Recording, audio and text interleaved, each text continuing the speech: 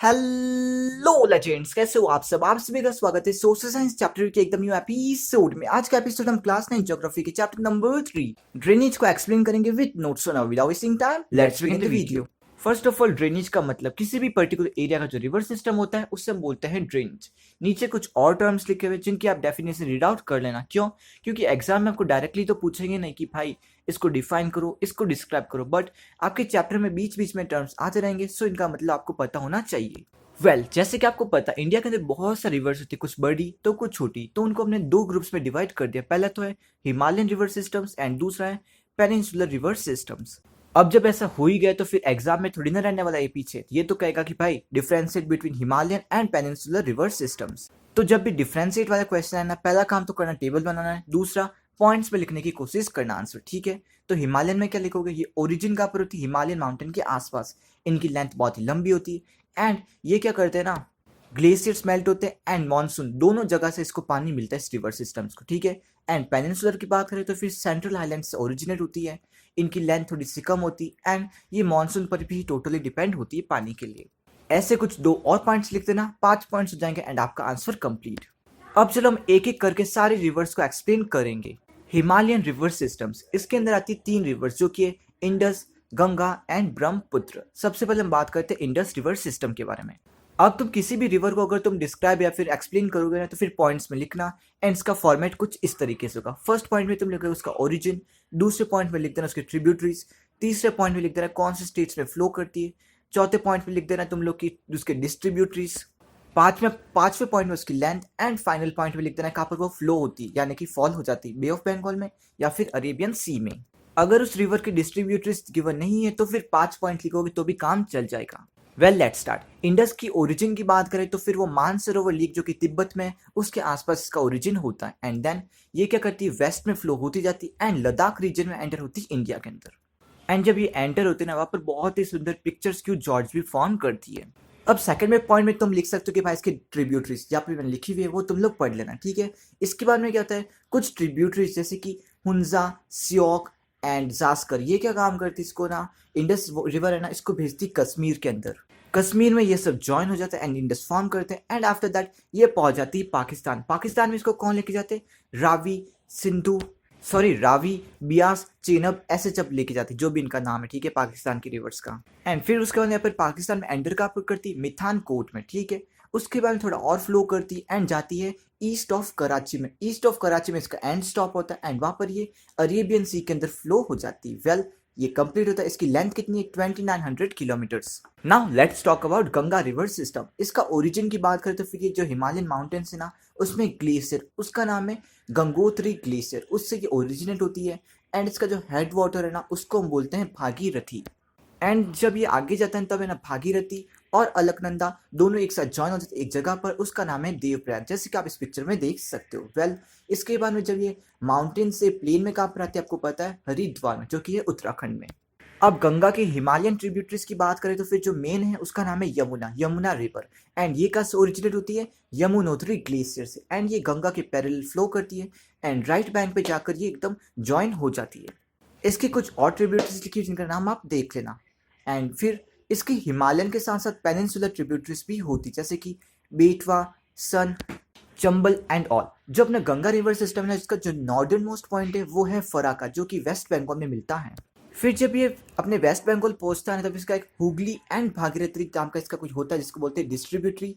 वहाँ से गंगा 2 पार्ट्स में डिवाइड हो जाती है। एक पार्ट तो क्या होता है ना, वो बे ऑफ बंगाल में फॉलो हो जाती है एंड जो मेन स्ट्रीम है ना वो बांग्लादेश चली जाती है एंड बांग्लादेश में जाने के बाद में ये ब्रह्मपुत्र से कोलाइड हो जाती है यानी कि जॉइन हो जाती है, वहाँ पर इसको बोलते हैं मेघना एंड देन ये भी फिर बाद में बे ऑफ बंगाल में फॉल हो जाती है एंड इसकी लेंथ है 2500 किलोमीटर्स। एंड कुछ एक्स्ट्रा पॉइंट्स भी लिखे हुए जिन्हें आप रीड आउट कर सकते हो, अगर लिखोगे तो फिर अच्छा लगेगा।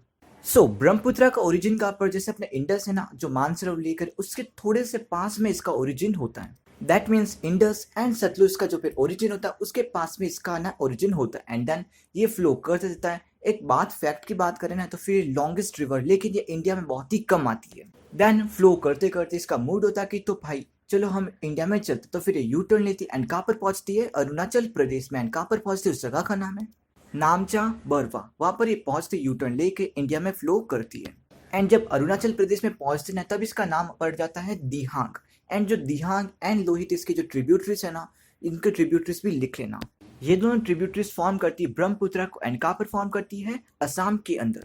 जो ब्रह्मपुत्र है ना वो असम के अंदर बहुत सारे रिवराइन आइलैंड्स फॉर्म करती है, एंड उसका रीजन क्या है वो यहाँ पर लिखा हुआ है। फिर उसके बाद में ये पहुंच जाती है बांग्लादेश के अंदर, and Bangladesh and West Bengal के अंदर है ना, बंगाल के अंदर बहुत सारे मतलब कि होते रहे डिवेस्टेशन। क्यों? क्योंकि पानी का ऊपर नीचे होता रहता है।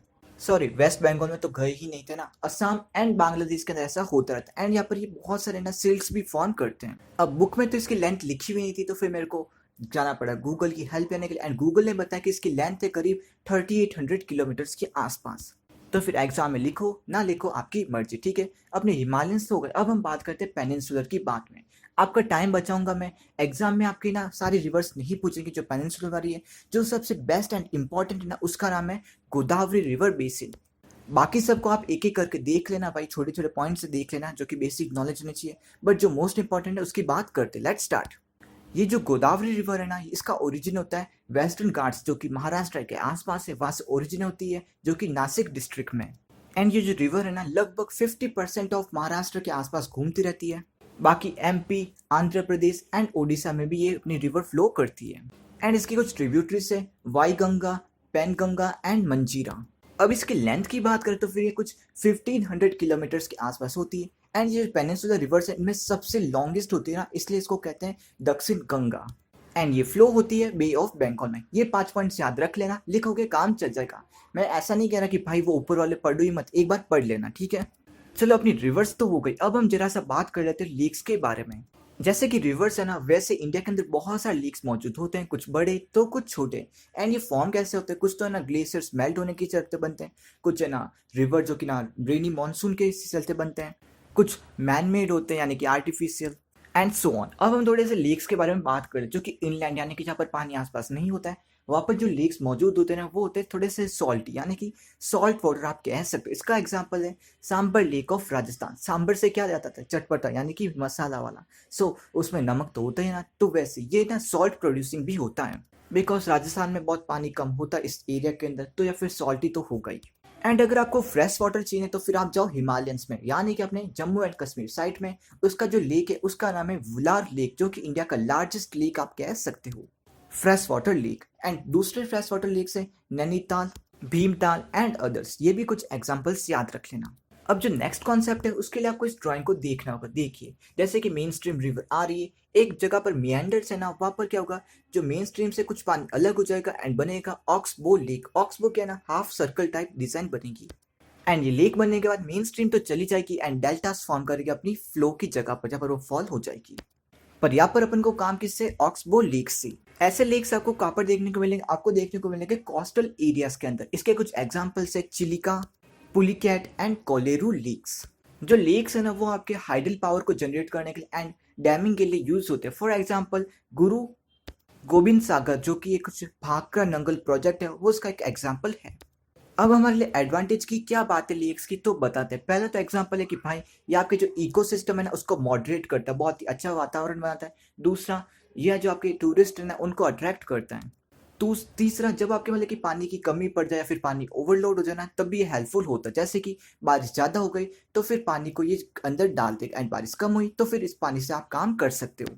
ठीक, ये कुछ थे इसके पॉइंट्स। अब हम बात करते हैं रिवर्स के बारे में कि ये अपने देश की इकोनॉमी के लिए कैसे हेल्पफुल होते हैं। पहली तो बात, जैसे कि आपको पता है कि हर एक काम के लिए पानी की जरूरत है, एंड पानी की मोस्ट इंपॉर्टेंट कहाँ से मिलता है अपन को, रिवर से, राइट।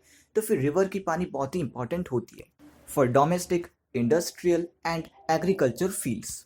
एंड इतनी इंपॉर्टेंस रखने के चलते जो अपने एंसेस्टर्स थे ना, वो सब रिवर एरिया के पास में सेटल होना पसंद करते थे, एंड आज वो एक बिग सिटीज में तब्दील हो चुके वो एरियाज। एंड जैसे कि अपना देश एग्रीकल्चर कंट्री, तो उसके लिए पानी की तो बहुत जरूरत होती है इरिगेशन के लिए, इसलिए रिवर्स बहुत हेल्पफुल होते हैं। एंड लास्ट पॉइंट, ये भी अपने टूरिस्ट्स को अट्रैक्ट करता है। अब जब इतना कुछ हो रहा है तो फिर भाई पॉल्यूशन होना तो बनता है, यानी कि जितने इंडस्ट्रियल वर्कर्स है ना, वो सब अपना गंदा पानी या फिर गंदी चीजें वाले ना डायरेक्टली डिस्चार्ज कर देते उसको बिना ट्रीट किए हुए। इससे एक तो वो पानी तो बर्बाद होता ही होता है, एंड जो फ्रेश वाटर है जिसमें डालते हैं वो भी बर्बाद हो जाता है। एंड कुछ और पॉइंट्स लिखे हुए, तो फिर इसको ठीक करने के लिए जो अपने गवर्नमेंट है ना, वो बहुत सारे प्रोजेक्ट्स निकाले, जैसे कि गंगा एंड नर्मदा, इनको क्लीन करने के लिए प्रोजेक्ट्स निकाले जिनका नाम लिखा हुआ है।